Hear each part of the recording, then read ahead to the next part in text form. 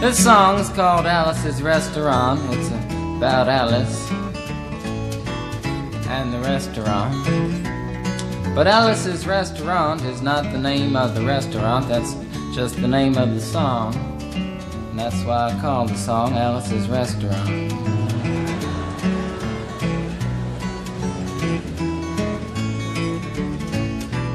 You can get anything you want at Alice's Restaurant.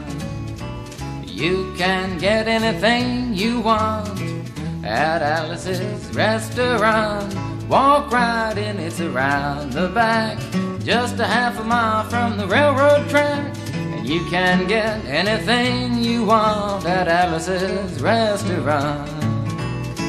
Now it all started 2 Thanksgivings ago. It was on 2 years ago on Thanksgiving when my friend and I went up to visit Alice at the restaurant. But Alice doesn't live in the restaurant. She lives in the church nearby the restaurant in the bell tower with her husband Ray and Facha the dog. And living in the bell tower like that, they got a lot of room downstairs where the pews used to be. And having all that room, seeing as how they took out all the pews, they decided that they didn't have to take out their garbage for a long time. We got up there, we found all the garbage in there, and we decided it'd be a friendly gesture for us to take the garbage down to the city dump. So we took the half a ton of garbage, put it in the back of a red VW microbus, took shovels and rakes and implements of destruction, and headed on toward the city dump.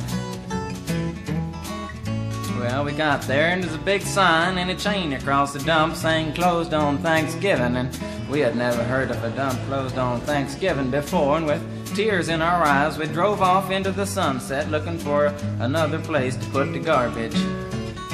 We didn't find one till we came to a side road, and off the side of the side road was another 15-foot cliff, and at the bottom of the cliff was another pile of garbage. And we decided that one big pile was better than 2 little piles, and rather than bring that one up, we decided to throw ours down. That's what we did. Drove back to the church, had a Thanksgiving dinner that couldn't be beat, went to sleep and didn't get up until the next morning when we got a phone call from Officer Obie. He said, "Kid, we found your name on an envelope at the bottom of a half a ton of garbage, and wanted to know if you had any information about it." And I said, "Yes, sir, Officer Obie, cannot tell a lie. I put that envelope under that garbage." After speaking to Obie for about 45 minutes on the telephone, we finally arrived at the truth of the matter and said that we had to go down and pick up the garbage, and also had to go down and speak to him at the police officer station. So we got in the red VW microbus with the shovels and rakes and implements of destruction, headed on toward the police officer station. Now, friends, there was only 1 or 2 things that Obie could have done at the police station, and the first was that he could have given us a medal for being so brave and honest on the telephone, which wasn't very likely, and we didn't expect it. Another thing was that he could have bawled us out and told us never to be seen driving garbage around the vicinity again, which is what we expected. But when we got to the police officer station, there was a third possibility that we hadn't even counted upon, and we was both immediately arrested, handcuffed. And I said, "Obie, I don't think I can pick up the garbage with these handcuffs on." He said, "Shut up, kid.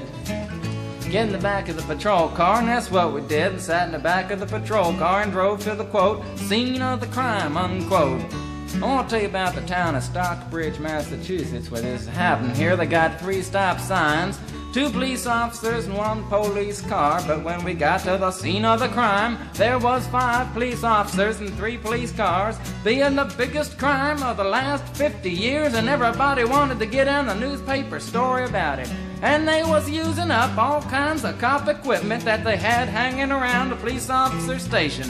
They was taking plaster, tire track, footprints, dog-smelling prints, and they took 27 8x10 color glossy photographs with circles and arrows and a paragraph on the back of each one explaining what each one was to be used as evidence against us.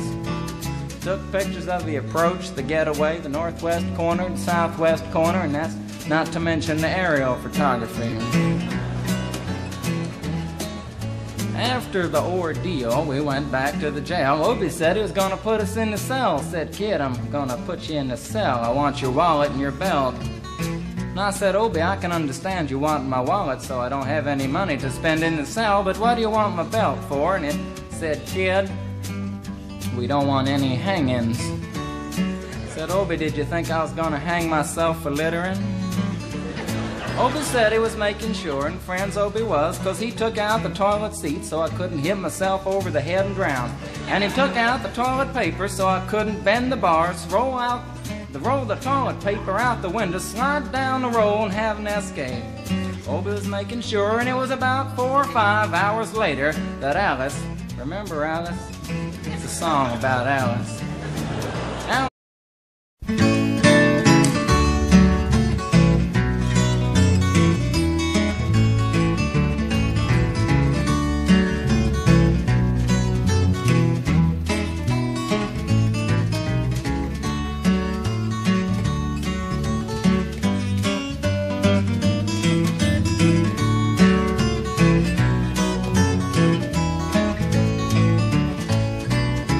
This song's called Alice's Restaurant. It's about Alice.